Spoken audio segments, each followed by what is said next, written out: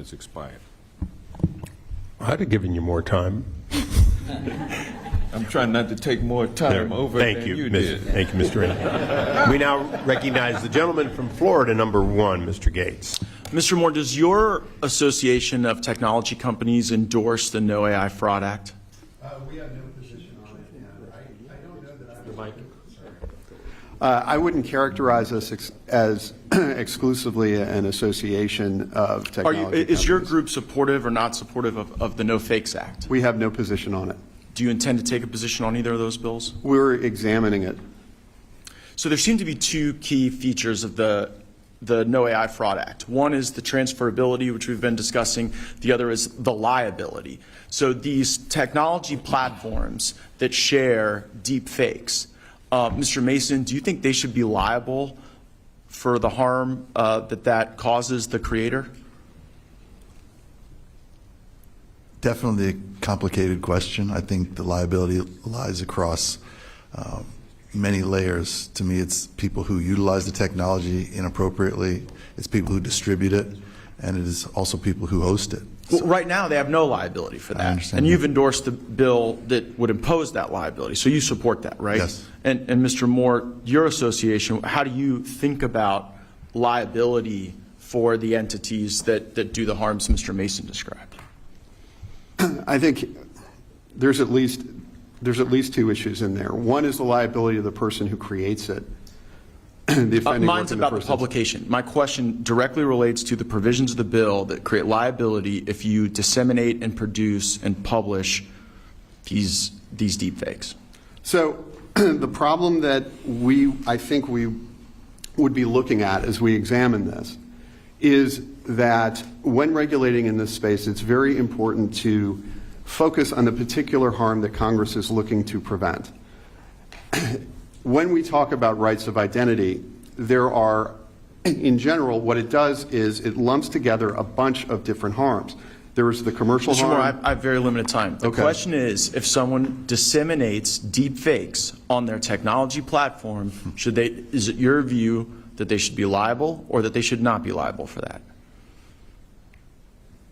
I think the answer, for now, our position is the current law is adequate to address. So the current law doesn't create that liability, Ms. Wilson. And so I hear about your concerns. And if these technology companies that disseminate this stuff do it, they believe the current law should exist and there should be no enhanced liability.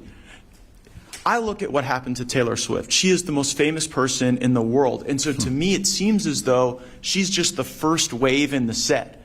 And that coming is a regime in which any prominent person could be subject to these deep fakes. And technology platforms can then generate revenue off of it and then don't want to be liable for that.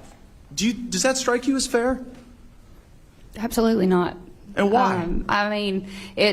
My heart is like beating out of my chest right now, even just thinking about it. And just like I said earlier, my reputation is everything to me.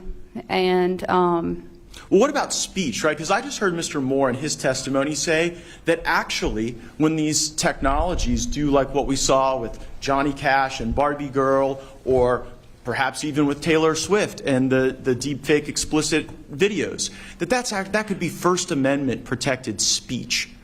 yeah. Do you think that your representatives in Congress ought to repose First Amendment speech rights on robots creating deepfakes and explicit videos? It's absolutely not.